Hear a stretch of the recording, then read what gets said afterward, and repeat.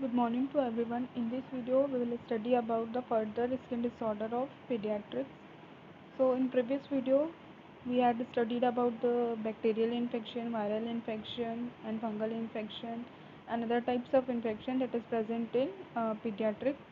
And in this video, in this class, we will study about the inflammation of the skin condition. So, first है dermatitis. So, what is dermatitis? Inflammation of the skin that occurs in response to contact with an allergen or irritant, also referred to as contact dermatitis.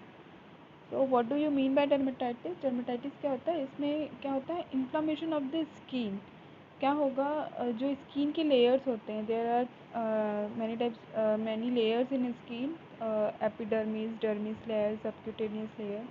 सो अगर इन skin के layers में कहीं पे inflammation हो रहा है, अगर किसी के कांटेक्ट में कोई एंटीजन है या फिर कुछ एलर्जन है, इरिटेंट है, कुछ ऐसा सब्सटेंस है जिसकी वजह से स्किन में अगर कांटेक्ट हो रहा है उसका और वो इन्फ्लामेशन कॉज कर रहा है, तो उसको हम लोग डर्मेटाइटिस बोलते हैं.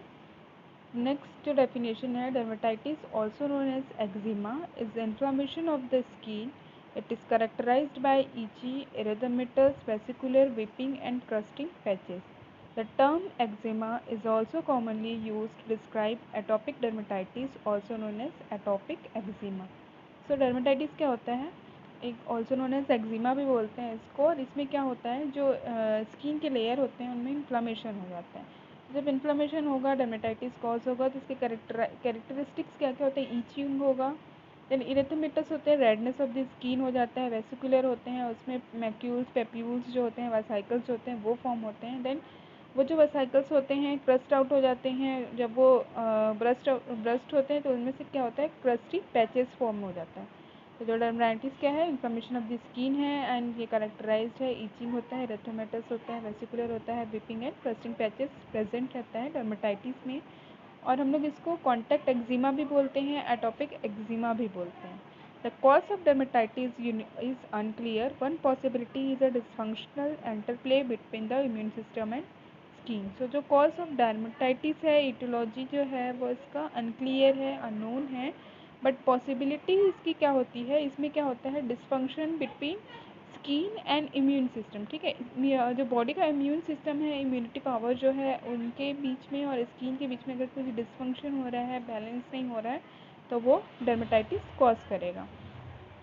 द नेक्स्ट है टाइप्स ऑफ एक्जिमा और डर्मेटाइटिस.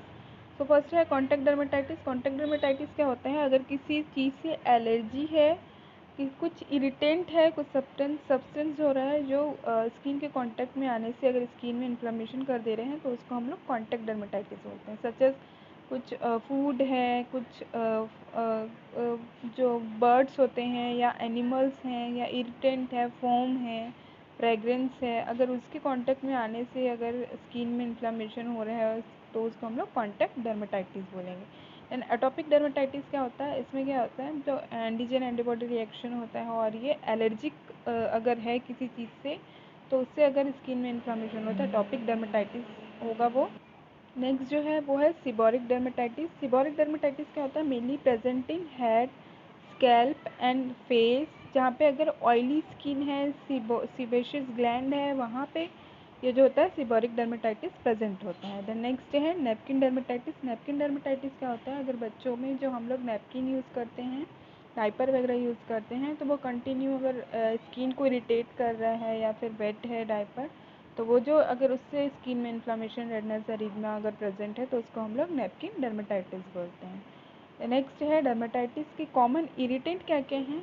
सोप. अगर कोई न्यू सोप है, अगर कोई सोप में केमिकल एजेंट जो है वो ज़्यादा यूज़ कर लिए हैं और उसको यूज़ करने के बाद अगर स्किन में इन्फ्लेमेशन हो रहा है, तो वो कॉमन इरिटेंट है. फैब्रिक सॉफ्टनर्स हो गया, लोशंस है, urine and stool. So diaper में अगर बेबी यूरिन और स्टूल पास कर दे रहा है और वो बहुत टाइम तक चेंज नहीं हुआ है, तो उस केस में वो क्या करता है? स्किन में इन्फेक्शन, इन्फ्लेमेशन कॉज करेगा और ये क्या करेगा? डर्मेटाइटिस कॉज करेगा. देन कॉमन एलर्जिन क्या क्या होते हैं? Poison ivy, poison oak, lanolin, latex, rubber, nickel and fragrances. So ये सब जो होते हैं ये कॉमन इरिटेंट और एलर्जन हैं. द नेक्स्ट है डर्मेटाइटिस के साइन एंड सिम्टम्स क्या होंगे। फर्स्ट है एरिथमा। एरिथमा क्या होता है, रेडनेस। अगर स्किन में रेडनेस है, ठीक है, कुछ इन्फ्लामेशन हो रहा है, रैशेस आ रहे हैं, वो रैशेस क्या हो रहे हैं, रेड हो जा रहे हैं, तो उसको हम लोग एरिथमा बोलते हैं। Then oedema, there may be swelling present in skin, inflammation dermatitis में होगा तो एडिमा प्रेजेंट होगा। देन प्रूराइटिस क्या होता है, ईचिंग। तो एक्सेसिव ईचिंग प्रेजेंट रहेगा, जो स्किन है बहुत ज़्यादा ईची रहेगा। देन वेसाइकल्स एंड बुले। सो वेसाइकल्स क्या होता है, इसमें फ्लूइड फिल्ड हो जाता है, तो you can see the vesicles, जिसमें क्या होता है एक रैशेस टाइप का रहेगा और उसके अंदर फ्लूइड फिल हो जाएगा, इसको हम लोग वेसाइकल्स बोलते हैं। Then ruptures, ooze and crust. So जब ये वेसाइकल जब ब्रस्ट आउट होता है तो क्या होता है, रप्चर होगा, तो इसमें से वूज होगा। वूज मतलब जो भी उसके अंदर फ्लूइड जो है वो आउट होगा, देन वो क्रस्ट फॉर्म करेगा। देन है डर्मेटाइटिस का ट्रीटमेंट क्या है, मेडिकेशंस क्या क्या हम लोग देंगे। Application of corticosteroid topical agents reminds patient to continue use for 2 to 3 weeks after sign of healing. So जो एप्लीकेशन ऑफ कॉर्टिकोस्टेरॉइड क्या करते हैं, इन्फ्लामेशन को एंटी इन्फ्लामेटरी होते हैं, इन्फ्लामेशन को रिड्यूस करते हैं। तो जो डेक्सामेथासोन है, बेटामेथासोन है, बेटनोसॉल जो है, ये सब हम लोग टॉपिकल एजेंट यूज़ करते हैं, टॉपिकली एक्सटर्नली यूज़ करते हैं, अप्लाई करते हैं। और ये 2 to 3 वीक्स आफ्टर हीलिंग के बाद भी हम लोग 2 से 3 हफ्ते तक उनको जो कॉर्टिकोस्टेरॉइड है वो लेने के लिए बोलते हैं। In application of protective barrier ointment, जैसे ओट मिल बाथ देंगे, कोल्ड कंप्रेशन देंगे। Then anti histamines given for sedative effect. So histamines जो इन्फ्लामेटरी रिएक्शन होता है तो उसमें क्या होता है, हिस्टामिन्स रिलीज होते हैं, तो उस चीज़ को हम लोग वो क्या करते हैं, ईचिंग कॉज करते हैं, प्रोराइटिस कॉज करते हैं, तो उसको उस चीज़ को हम लोग क्या करेंगे, रिड्यूस करने के लिए एंटी हिस्टामिन्स जो होते हैं वो प्रोवाइड कराते हैं। नेक्स्ट है eczema, chronic superficial skin disorder characterised by intense pruritus. So जब डर्मेटाइटिस होता है तो क्या होता है, अगर बहुत ज़्यादा क्रॉनिक है, लॉन्ग टाइम तक सुपरफिशियल इन्फ्लामेशन ऑफ स्किन है, तो वो क्या करेगा, प्रोराइटिस होगा, ईचिंग होगा, उसकी वजह से एक्जिमा कॉज करता है। तो नेक्स्ट है एक्जिमा के साइन एंड सिम्टम्स क्या होगा, एरिथमेटस पैचेस विद वेसाइकल्स। सो जो स्किन में रेडनेस होते हैं ये सब क्या है, ये एरिथमा है। देन प्रूराइटिस होगा, ईचिंग होगा, एक्सुडेट होगा एंड क्रस्ट फॉर्मेशन होगा। जब हम लोग ये जो बहुत ज़्यादा ईचिंग होगा, बहुत ज़्यादा स्केली फॉर्मेशन जब होगा तो उसमें से क्या रहेगा, स्किन के लेयर निकलेंगे, तो उसमें क्या होता है, वो होता है exudate and crust and rind and scaling. So pruritus होगा, इचिंग होगा, तो स्किन का जो लेयर अगर निकल रहा है तो उसको हम लोग स्केलिंग या डाइनिंग बोलते हैं। देन लिसेंसिफिकेशन होता है, थिकनिंग ऑफ स्किन हो जाता है, जो स्किन के लेयर है वो थिक हो जाते हैं। देन इसके ट्रीटमेंट ऑफ एक्जिमा में हम लोग एमेलुएंट यूज़ करते हैं, cream which lubricate the skin. So क्या होता है, स्किन जो रहेगा बहुत ज़्यादा प्रोराइटिस है, इचिंग हो रहा है, स्किन के जो लेयर्स हैं वो आउट हो रहे हैं, क्रस्ट बन रहे हैं, तो उस टाइम पे क्या होगा, जो स्किन होगा बहुत ज़्यादा ड्राई हो जाएगा, तो उस चीज़ को हम लोग लुब्रिकेट करने के लिए एमेलुएंट यूज़ करते हैं। देन ओरल एंटीहिस्टामिन्स देते हैं। एंटीहिस्टामिन्स जो क्या होता है, इचिंग कॉज करते हैं। इन्फ्लामेशन के केस में हिस्टामिन्स जो होते हैं वो बनते हैं, तो वो हिस्टामिन क्या करते हैं, ईचिंग कॉज करते हैं, तो उसको कंट्रोल करने के लिए हम लोग एंटी हिस्टामिन्स देते हैं, तो जिसमें लिवोसिट्राजिन जो होता है वो देते हैं। देन मॉन्टेक्यूलकोस्ट होता है वो देते हैं एंटी हिस्टामिन्स में। देन एंटीबायोटिक्स जो रहता है, अगर कुछ इन्फेक्शन है इन्फ्लामेशन में तो उसको हम लोग सुपर इन्फेक्शन मत हो करके हम लोग क्या करते हैं, एंटीबायोटिक्स भी देते हैं। देन कॉर्टिकोस्टेरॉइड जो होता है, जो इन्फ्लामेशन को कम करने के लिए हम लोग देते हैं। कॉर्टिकोस्टेरॉइड में बेटनोसॉल्स जो हो गया, बेटामेथासोन, डेक्सामेथासोन, ये सब हम लोग प्रोवाइड कराते हैं। मेथिलप्रेडनिसोलोन, ये सब हम लोग प्रोवाइड कराते हैं। एंड इम्यूनोमॉड्यूलेटर्स होते हैं, inhibit T lymphocytes activated. So in case of inflammation जो क्या होगा, जो टी लिम्फोसाइट्स हैं वो बहुत ज़्यादा क्या करते हैं, रिलीज़ होते हैं, उन चीज़ को एक्टिवेट करने से, इनहिबिट करने के लिए हम लोग इम्यूनोमॉड्यूलेटर्स देते हैं, इम्यूनो सप्रेशन के लिए देते हैं। फिर इसमें भी कॉर्टिकोस्टेरॉइड्स आते हैं, वो सब हम लोग प्रोवाइड कराते हैं। Avoid soap. तो जो केमिकल एजेंट्स होते हैं, सोप में बहुत सारे केमिकल हम लोग मिक्स करते हैं, तो उस चीज़ को अवॉइड करना है to prevent from further eczema. Then next disorder है एक्ने।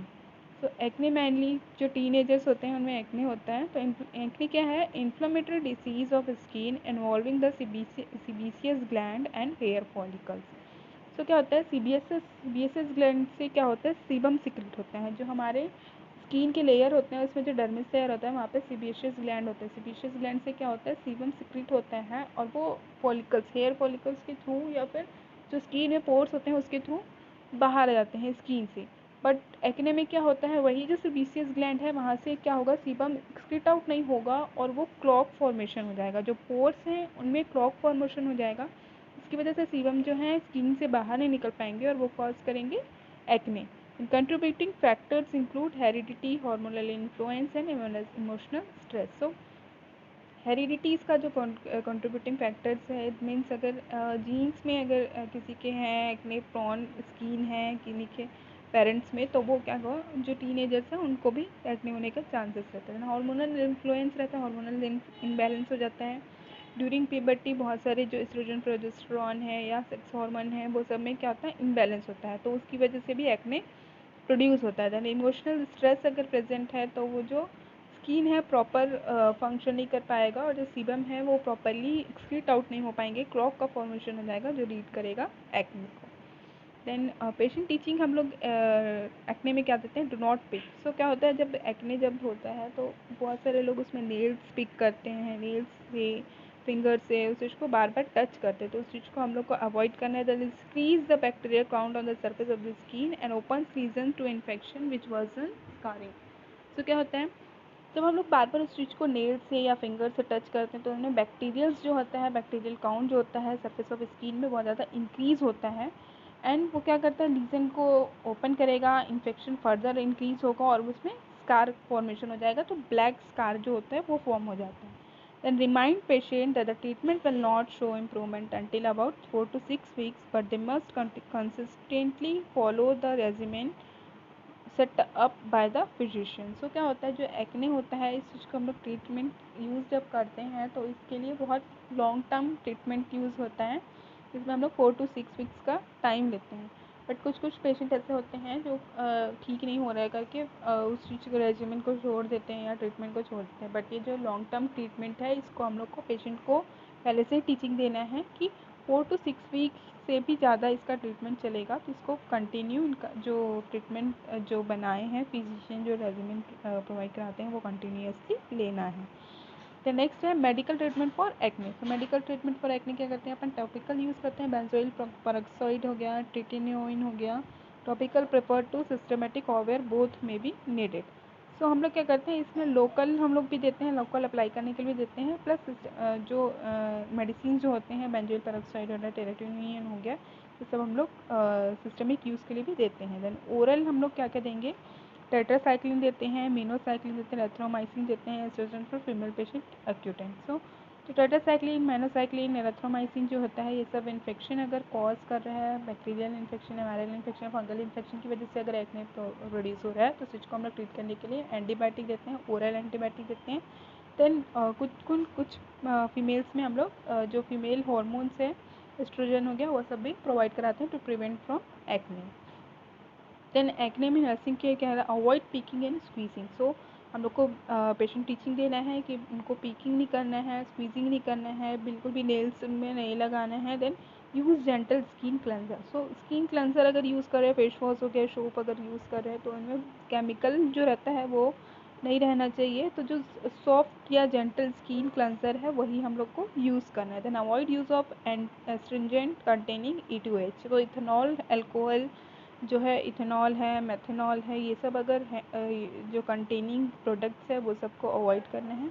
अवॉइड हैट्स और abrasive rubbing of the skin. So hats हो गया या ऐसे कोई क्लोथ्स या फिर ऑर्नामेंट्स जो हैं, ये सब जो स्किन को बहुत ज़्यादा एब्रेसिव कर रहे हैं, बहुत ज़्यादा इरिटेट कर रहे हैं, तो वो चीज़ को हम लोग को अवॉइड करना है। Wash hands after handling greasy food. So greasy अगर फूड है, जो ऑयली फूड है, उसको हम लोग यूज़ कर रहे हैं, हैंडल कर रहे हैं, तो उस हैंड वॉश करके ही हम लोग को फेस वेस में टच करना है। Then limit use of petroleum based hair products hair away from face. So हम लोग को हेयर में जो है ऑयली ये सब जो ज़्यादा यूज़ नहीं करना है। देन जो हेयर है उनको हम लोग फेस से दूर रखना है। Then use oil free makeup protection from windy cold weather, continue therapy even when improve. So oil free makeup अगर हम लोग यूज़ करना है, देन फेस को वॉश करना है properly. Then continue therapy even when improve. So अगर improve हो रहा है उसके बाद भी हम लोग को जो इसका ट्रीटमेंट है, थेरेपी है, वो कंटिन्यू रखना है। Thank you.